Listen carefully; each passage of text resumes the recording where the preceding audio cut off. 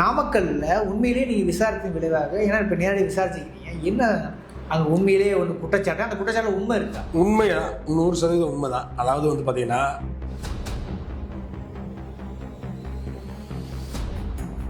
வெளிப்படையா ஜாதியவே சொல்லி பேசியிருக்காங்க.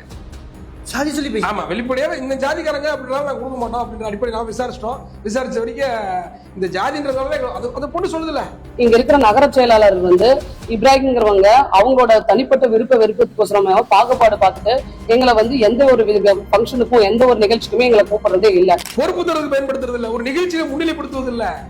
அவங்களுக்கு நான் என்ன சொன்னேன், நான் தளபதிக்காக தான் அதை பாக்குறேன், நான் தளபதிக்காக தான் உழைக்கிறேன். உனக்கு தளபதி யாரு? அட்டக்கத்தி வச்சு சினிமால சண்டை போடணும் உனக்கு தளபதி? இப்ப எங்க ஜாதி ரீதியா எங்களை ஒதுக்குறாங்களா? நான் தாழ்த்தப்பட்ட அருந்தறியர் சமுதாயத்தை சேர்ந்த பொண்ணுதான் நான்.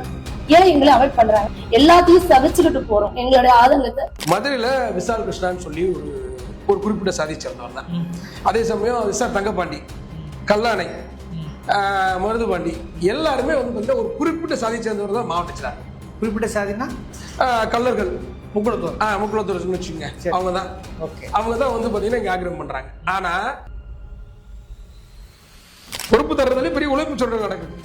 அப்ப என்ன இந்த உழைப்பு சுரண்டல் எப்படி நடக்குதுன்னா, இவன் சக்கிலியன், இவன் பறையன், இவன் பள்ளன், இவன் குறவன், இப்படிங்கிற நோக்கத்தோட நடக்குது. இந்த பெண்களையும் நீங்க சக்கிலிய பெண்கள் அப்படி அந்த அடிப்படையில தான் அவங்க பொறுப்பு தரல. இந்த அக்காவை கூப்பிடாதீங்க, எதுக்குமே கூப்பிட வேண்டாம் அப்படின்லாம் சொல்லியிருக்காங்க.